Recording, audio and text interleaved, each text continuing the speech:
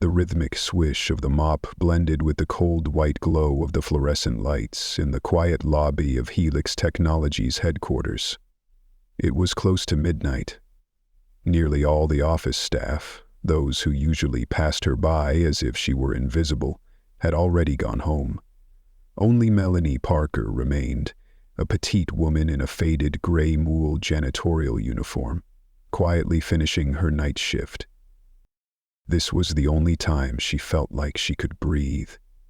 No more condescending stares or hurried footsteps echoing across the marble floors she had just cleaned. No more curt orders telling her to step aside.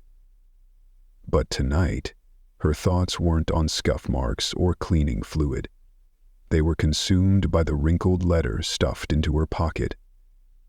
A letter she'd read so many times she knew every word by heart. Once again, Riverside Children's Hospital had postponed Ethan's treatment, her 8-year-old son. His rare autoimmune condition required specialized care that their insurance barely covered. The remaining out-of-pocket cost was a figure that a janitor's paycheck could never realistically cover.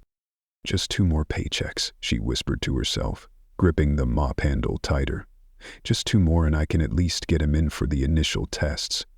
Her voice trembled like a quiet prayer. Stuttered, and suddenly, a harsh, deliberate throat-clearing shattered the silence. Melanie jumped, spinning around to see Trevor Hayes, director of operations, staring coldly at her. His suit was still immaculate, despite the late hour. Trevor was known not only for his meteoric rise within Helix, but also for his blatant disdain for anyone he considered beneath him. "Are you planning to finish this century?" he said coolly, glancing at the section of floor she hadn't reached. "Some of us actually have real work to do tonight." Melanie lowered her head. "I'm sorry, sir. I'll finish it right away." She hurriedly pushed her cart toward him, the wheels squeaking against the gleaming tile. Her hands shook, not just from fear, but from exhaustion. Exhaustion from being treated like a shadow in a place she worked so hard to keep clean. Exhaustion from constantly having to justify her right to simply exist. Then it happened. The cartwheel caught on a slightly raised tile. The mop bucket tilted. A small splash of cleaning solution arced through the air, barely a few drops, but it landed squarely on Trevor's polished Italian leather shoes. Time stopped. Melanie froze. "I'm so sorry," she gasped, immediately dropping to her knees, cloth in hand, frantically trying to wipe the droplets away. Trevor stepped back, his face twisting from shock to calculated fury. "Do you even know how much these shoes cost?" he hissed, voice low and razor-sharp. "Get your hands off me, you've done enough damage." Melanie scrambled to her feet, gripping the damp cloth tightly. "I really am sorry, Mr. Hayes, it was an accident." Trevor narrowed his eyes. There was something sinister in the way he looked at her, like he was making a mental note, listing offenses, building a case. Not because of the shoes, but because someone like her had dared to exist in his space. "An accident, huh?" he sneered. "Funny how accidents always seem to happen to people who can't afford the consequences." The elevator chimed at the end of the hall. 3 young engineers stepped out, slowing their pace as the tension in the air hit them like a wall. Trevor saw them immediately, his posture straightened, voice rising theatrically. "Look at this," he exclaimed, lifting his foot. $1,200. Ruined, because someone couldn't handle a simple cart. Sarah, a young developer who had once offered Melanie a kind smile at the vending machine, paused. Her gaze shifted from Trevor to Melanie, who stood trembling. But she said nothing, just one look. Thin, quiet sympathy passed between them in a sea of indifference. The break room felt heavier now. Melanie kept her eyes down as more employees passed by. Sarah lingered with a conflicted expression. 2 others exchanged uneasy glances but stayed silent. A thick, painful silence spread through the space like fog. Not for Melanie, but for themselves. "Mark said I was sorry." Melanie's voice was barely more than a whisper, as though hoping the words might disappear. Trevor chuckled dryly, savoring the moment. "Sorry doesn't fix Italian leather," he mocked, raising his voice again for the audience. "But I suppose someone like you wouldn't know much about quality. What's your hourly wage again? $7? $8? Melanie's face flushed crimson. There was nowhere for her to hide. "Mr. Hayes, please." "No, I'm genuinely curious," Trevor continued, as if telling a joke at her expense. "It's not every day you meet someone whose greatest career milestone is taking out the trash." A few laughs escaped the group, some genuine, some nervous. Each one felt like a slap. Melanie's chest tightened, her throat burned. How many times had she endured humiliation like this? How many times had she swallowed her pride just to keep the job that kept her son alive? "I need to get back to work," she said quietly, reaching for her mop, like movement might somehow erase what had just happened. But Trevor wasn't finished. "You know what your problem is, Melanie." His voice dropped, colder than before. "You don't respect people above you. You think you can just throw cleaning solution at anyone without facing consequences." The way he said her name, chilling and deliberate, made her skin crawl. Most executives didn't even bother to learn the janitorial staff's names. That Trevor had remembered hers wasn't a courtesy. It was a threat. It meant she'd been on his radar, for the wrong reasons. "It won't happen again," she blurted out, desperation creeping into her voice. "Oh, I know it won't," Trevor replied. His smile was slow, predatory, because from now on, "I'll be keeping an eye on you." He turned to leave, but not without one final blow. "Let this be a lesson to everyone," he declared loudly.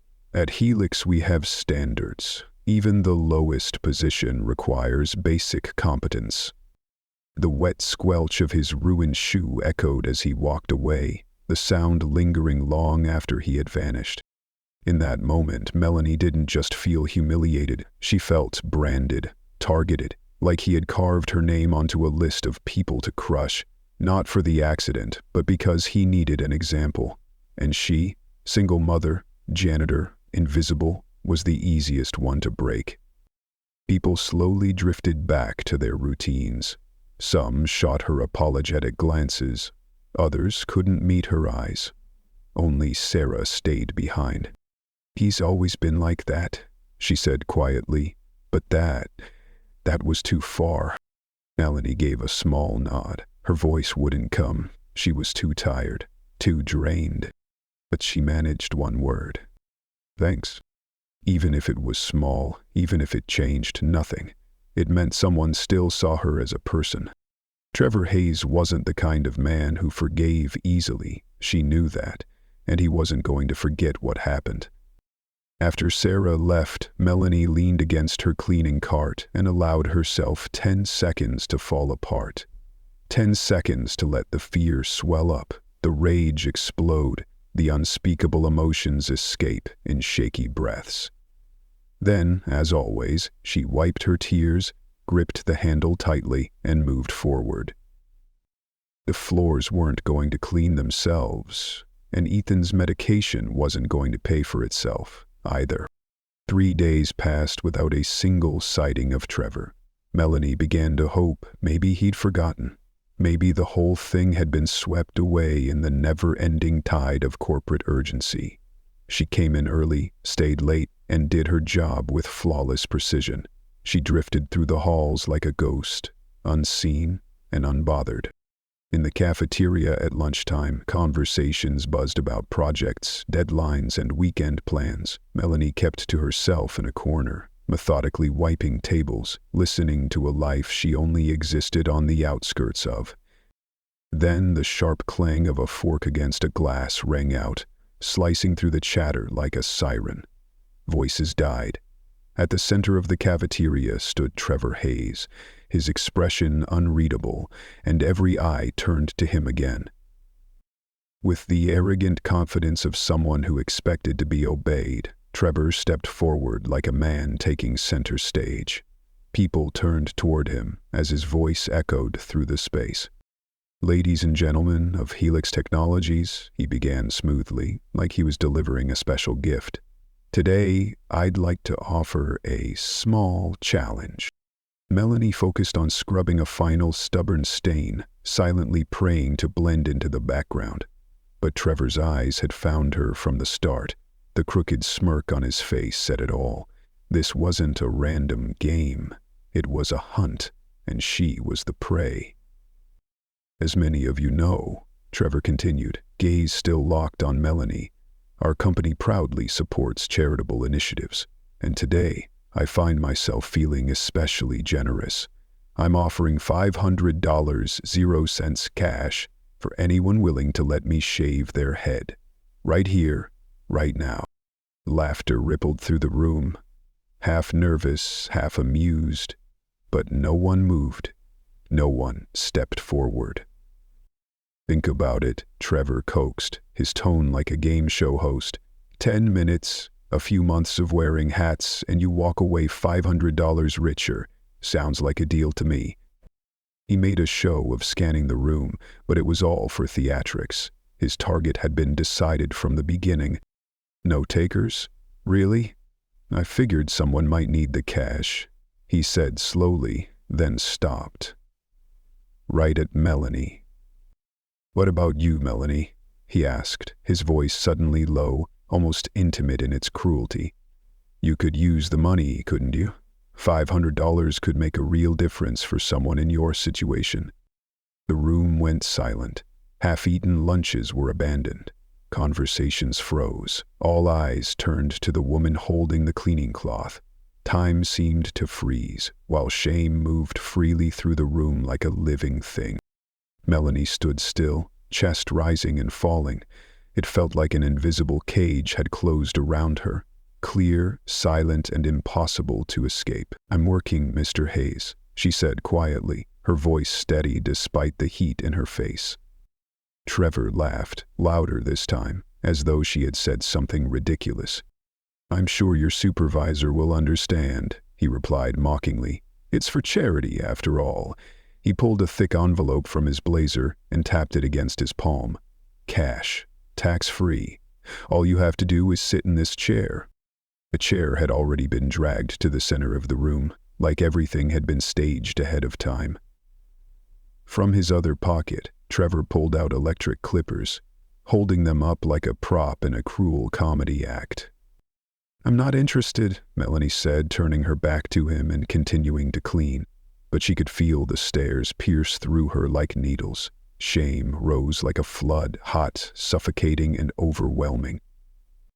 "Suit yourself," Trevor said with exaggerated disappointment. "Offer still stands, for anyone with the guts. Though I figured someone with a pile of medical bills might be a little more eager." His final words hit like a punch to the gut. Melanie froze. How did he know about the hospital bills? About Ethan's condition? She hadn't told anyone at work, not a single soul. Had he been digging into her life? A chill ran down her spine. Trevor wasn't just arrogant, he was predatory. And today he wanted everyone in that room to witness her humiliation as some kind of warning. Trevor returned to his seat like nothing had happened. Conversations gradually resumed, but side glances and whispered speculation hovered like buzzing flies. Melanie finished wiping the last table on autopilot. Her hands moved, but her mind was in chaos. She slipped into the janitor's closet, her legs heavy with fatigue and dread. Finally, in the cold, cramped silence, she could breathe. Her hands pressed against her face, as if to hold back the tears already burning at the edges of her eyes. Then her phone buzzed in her pocket, a message. The screen lit up like a reminder that the world outside kept turning, and her son still needed her to fight. On the screen, Riverside Children's Hospital. Melanie's heart skipped a beat. She stepped back against the wall, clutching the phone like it was the last thread holding her together. Mrs. Parker, the administrative voice came without greeting or sympathy. I'm calling to inform you about your son's upcoming treatment. Without the minimum payment, I'm afraid we'll need to postpone again. Please, Melanie whispered, bracing herself against the wall to stay upright. He's been waiting for months. His condition's getting worse every day. I understand, but hospital policy... How much? Melanie interrupted, eyes closed as if that could stop the pounding in her head. What's the minimum to keep his spot? $450 by 5 p.m. tomorrow. The number landed like a sentence. It was almost exactly what Trevor had offered in his twisted challenge. Her stomach clenched. Her body froze, except for one overwhelming instinct. Ethan, I'll have it, she said, voice shaking. Please don't cancel. The call ended. Melanie collapsed onto an overturned bucket in the corner. Her hands covered her face as heat and helplessness poured out in silent sobs. For years, she had endured everything for Ethan. The night shifts, the weekend jobs, the damp little apartment in the suburbs she called home. She had sacrificed nearly everything, except her dignity. But now even that was on the table. At 5:17 p.m., as executives in crisp suits made their way to the elevators, Melanie stepped into the fourth-floor conference room. Trevor was sitting alone, flipping through documents, looking as relaxed as if nothing had happened all day. She knocked lightly on the already open door. Trevor looked up, unsurprised. He knew she'd come. Changed your mind? He asked, tone flat and casual, like this was just a simple transaction. For the first time, Melanie looked him straight in the eyes. The cafeteria. 1 hour. But I want the money first. It wasn't a look of submission. It wasn't fear. It was resolve, born from the sacred weight of duty. Trevor smiled, a real smile for the first time since she'd known him. But it wasn't a smile of joy. It was the smile of a man who believed he had just broken someone's spirit. I knew you'd see reason, he said, pulling out his phone. I'll gather the audience. Word spread like wildfire. By 6:30 p.m., the cafeteria had transformed into an unspoken battleground. Employees who should have left hours ago lingered with vague excuses to see what was going on. Some looked uneasy, others excited, but all stood in complicit silence at the cruelty about to unfold. At the center of it all sat a single metal chair under a harsh fluorescent spotlight. A semicircle of people surrounded it. Nearby, a table held a set of electric clippers and a thick envelope, placed deliberately like props in a twisted show. Trevor had taken off his blazer, rolled up his sleeves and loosened his tie. He no longer looked like an executive, he looked like a ringmaster. Every detail had been rehearsed, as if this was the most anticipated performance of the day. She's actually going through with it, someone whispered. $500 is $500, another replied with a shrug. Still, this feels wrong. Then why are you standing here watching? No one answered. The question hung in the air, colder than what was about to happen. Melanie walked in. She wasn't wearing her usual uniform. Instead, she wore a plain t-shirt and jeans, clothes that would be easier to clean later. Her long brown hair flowed gently past her shoulders. She had been growing it for 3 years, through countless sleepless nights caring for her sick child, through winters when she skipped warm clothes for herself to buy shampoo for Ethan. The room went quiet. Everyone stared at her, as if witnessing a ritual sacrifice. She stepped toward the chair, her expression blank. Her hands trembled slightly as she touched the chair's edges, not from fear, but from holding in 1,000 unsaid words. Trevor approached, beaming like a game show host. Our volunteer has arrived. I thought you might change your mind.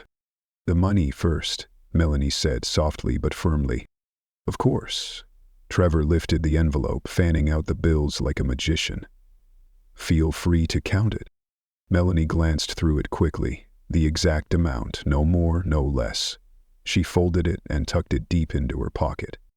There was no turning back, not that she had ever intended to run. She had already done the math in her head the moment she saw the money. $450 would go straight to the hospital to preserve Ethan's appointment. A little for medication, a little for the special foods he needed, nothing left over. But the price had been accepted. "Let's get this over with," she said, dropping into the cold metal chair. Her voice was flat, final, like she was cutting the last thread holding up her pride. Trevor's eyes sparkled with something perverse. Not joy, but triumph. He lifted the clippers as though hoisting a trophy. "Just to clarify," he said, turning to the crowd, "this is completely voluntary." "Yes," Melanie replied, her lips tight, her jaw clenched against the humiliation choking her. "Come again?" "I didn't quite hear that," Trevor called out, as if emceeing a concert. "Yes." "I consent," she repeated louder. The words pierced the room like icy needles. "Perfect," Trevor grinned, nodding with theatrical satisfaction. "Before we begin, let's capture this historic moment. Everyone, phones out. This is going on our company culture reel." The word culture made her skin crawl. Dozens of phones clicked on, the soft electronic shutter sounds blending into a chilling chorus of cruelty. Melanie closed her eyes for a brief second. She knew. The humiliation wouldn't end here. It would be preserved in every recording, every repost, every laugh. "Maybe we shouldn't record this," Sarah's voice broke through from the back, fragile but human. Trevor cut her off instantly. "Places, everyone. Our brave volunteer is ready for her transformation." The clippers buzzed to life, their mechanical whirs slicing the silence like a blade through memory. Melanie gripped the edge of the chair tightly. The blade passed through her hair for the first time. A long, dark lock fell to the floor, curling softly against the tile like a piece of herself left behind. She hadn't cut her hair in 3 years. Every time she brushed it, Ethan would say, "Mommy, you look like a princess." "You know, Melanie," Trevor said loudly, ensuring everyone could hear, "I think this is the first time you've actually contributed something useful to the company. At least now, people will remember you." Laughter followed, some genuine, others hesitant. The clippers buzzed again, and again. More hair fell like autumn leaves, stripped by an invisible storm. "Going, going," Trevor narrated as he circled her, eyes gleaming with the satisfaction of a predator. "Almost gone." Melanie didn't look up. She stared at the floor where her hair collected like evidence of what she had sacrificed. But in her mind, only one image remained. Ethan's smile. When she would tell him, "Your treatment is back on track." And that smile, that fragile joy, was her armor, her fire against the cold. "Look up, Melanie," Trevor commanded. "Let the crowd get your best angle." She obeyed, though her throat ached. Flashbulbs flickered, a blink, but it would last forever. Trevor continued shaving, narrating like a keynote speaker. "I've always believed character reveals itself under pressure," he announced. "Some people rise to the challenge, others just sit still and get sheared like sheep." A weak ripple of laughter followed, but it was noticeably thinner now. Several people had lowered their phones, some stared at their shoes. The unease had begun to settle in, the human part of them stirring from sleep. Suddenly, the cafeteria doors swung open. A gust of cold air swept in, as if the room had just awakened from a spell. A man entered. He wasn't tall, he wasn't dressed in anything special, just an old t-shirt and dusty work boots. He looked like a contractor or maintenance worker. No one recognized him, but the moment he stepped in, the air shifted. Something about him silenced the room. He stopped at the threshold, a steaming cup of coffee in hand. His eyes scanned the crowd gathered around a woman being forcibly shaved, then settled on Melanie's half-bald head. The coffee cup paused mid-air, never reaching his lips. His eyes narrowed. "What the hell is going on here?" His voice wasn't loud, but it was firm, cutting through the murky tension like a lightning strike. Trevor barely glanced over, waving dismissively like swatting away a nuisance. Just a little fundraising activity, nothing for maintenance staff to worry about. But everything was about to change.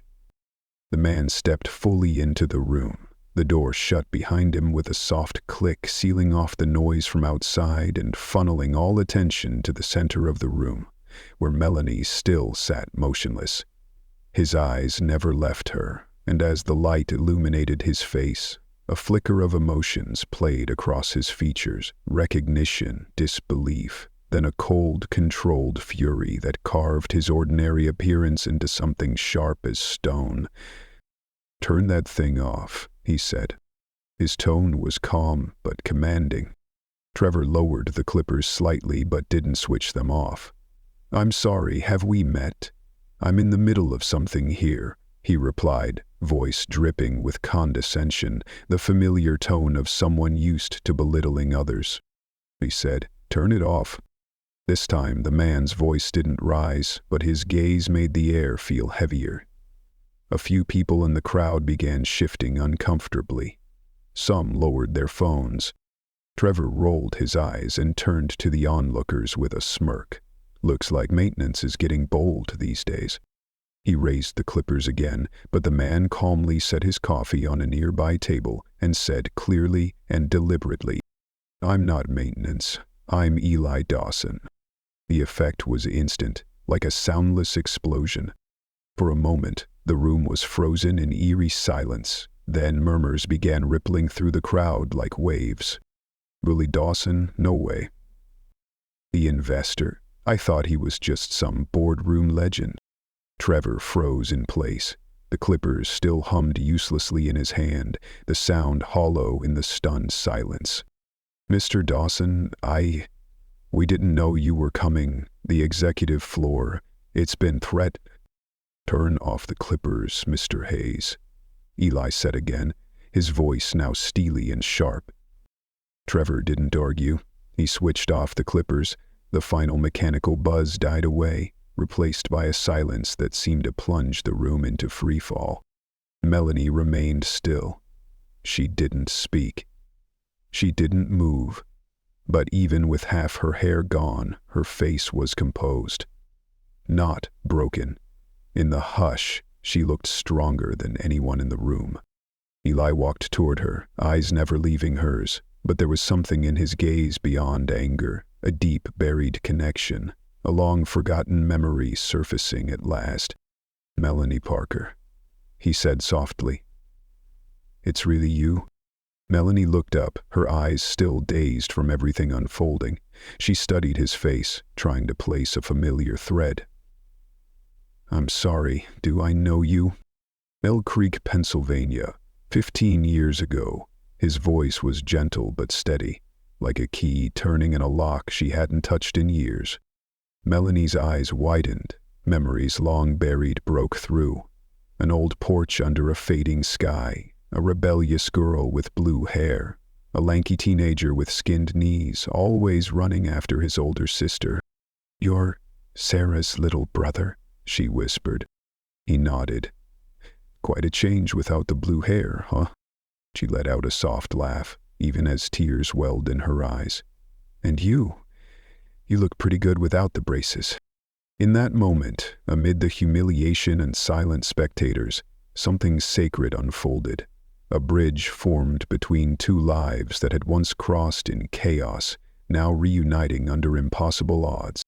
Trevor, sensing his grip on the room slipping, tried to regain control.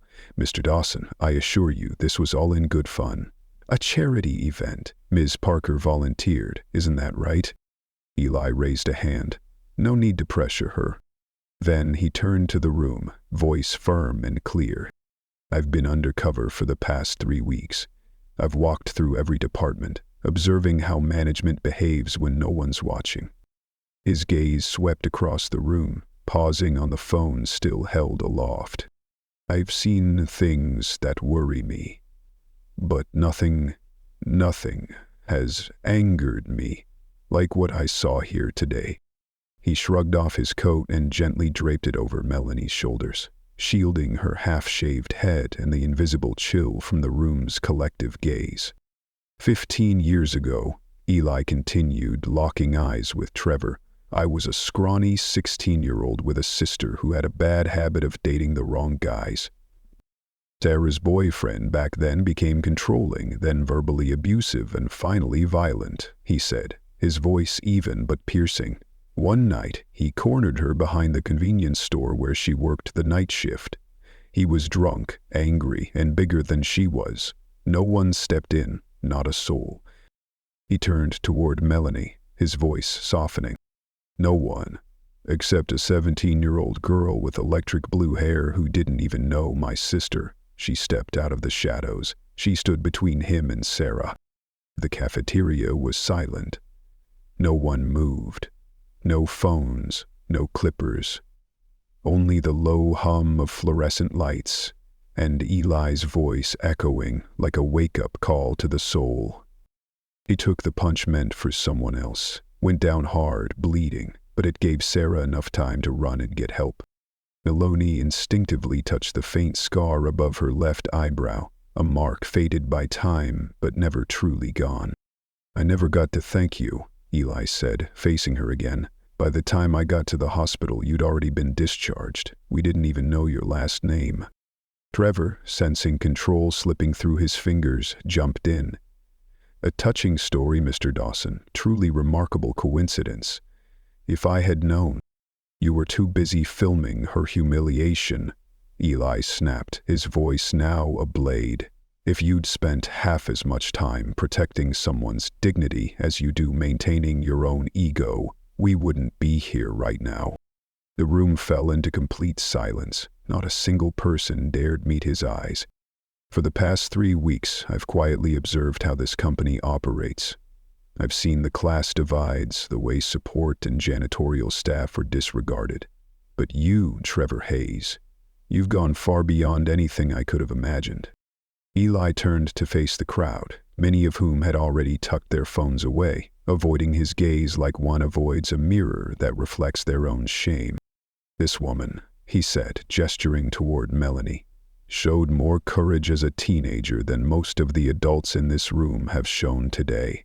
You stood there, recording, laughing, when you should have spoken up. He paused, looking back at Trevor, who was now pale as paper, stripped of his arrogance, reduced to a shrinking silhouette in the face of truth. Melanie once stepped between someone in a fist fueled by violence, and today she's once again burying cruelty, this time from men in suits who wield power instead of punches. The room held its breath. And for the first time since she'd walked into Helix Technologies, Melanie Parker raised her chin. No longer hiding, no longer afraid. She looked directly at Trevor Hayes, not as an employee to a superior, but as someone who had walked through fire and now stared at the source without flinching. Mr. Hayes, Ellie said, voice like steel. Please surrender your employee badge and all company equipment. Effective immediately. As Helix Technologies' principal investor, I am terminating your employment. Trevor staggered back like the floor had opened beneath him. You can't. This is ridiculous. It was a voluntary event. She agreed. Ask anyone here. Oh, voluntary? Eli raised an eyebrow. Like when someone volunteers their lunch money to avoid getting beaten up? I remember high school, Mr. Hayes. I know coercion when I see it. Trevor's eyes darted around the room, searching for allies.